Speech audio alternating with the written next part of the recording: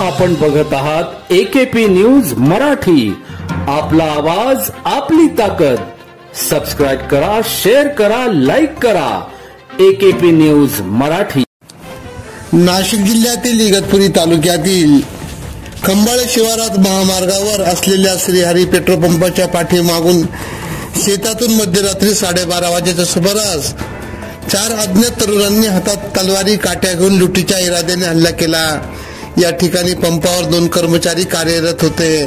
अचानक चौघा लुटारूंनी तलवारीने हल्ला करण्यास आणि मारहाण करण्यास सुरुवात करून संतोष रमेश मोहिते वय 35 राहणार देवळे व शांताराम धोंडू रेवाळे वय 62 या दोघांना तलवारीचा धाक दाखवून त्यांच्या गळ्यात असलेली पैशाची बॅग हिसकावून व खिशातील रक्कम काढून घेतली। दोन्ही कर्मचाऱ्यांना बेदम मारहाण करून तलवारीने वार करून त्यांच्याकडील सर्व रक्कम रोख 15,000 मोबाईल 3,000 असा 18,000चा मुद्देमाल घेऊन मागील बाजूने पोराबा केला। गोटी पोलिसात जबरी चोरीचा गुन्हा दाखल करण्यात आला आहे। पंपावरील दोन्ही जखमी कर्मचाऱ्यांना गोटी ग्रामीण रुग्णालयात दाखल करण्यात आले आहे। अत्यंत वर्दळीच्या असलेल्या या महामार्गावर 12:30 वाजेच्या दरम्यान टोळक्याने नंग्या तलवारी घेऊन महामार्गावर लूट केली असल्याची तालुका हादरला आहे।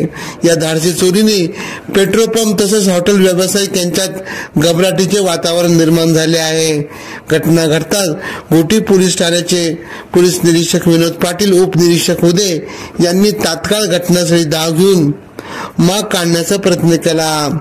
26 फेब्रुवारी रोजी दुपारी या ठिकाणी नाशिक ग्रामीणचे पोलीस अधीक्षक विक्रम देशमाने, पोलीस उपाधीक्षक हरीश खेडकर यांनी भेट दिली असून जबरी लुटीचा सीसीटीव्ही तसेच घटनाक्रमाचा आढावा घेतला आणि गोटी पोलीस ठाण्याचे पोलीस निरीक्षक विनोद पाटील यांना उपाययोजना आखण्यासंबंधीच्या सूचना केल्या। एकेपी न्यूज साठी विशेष प्रतिनिधी भागीरथ आतकरी, इगतपुरी, नाशिक।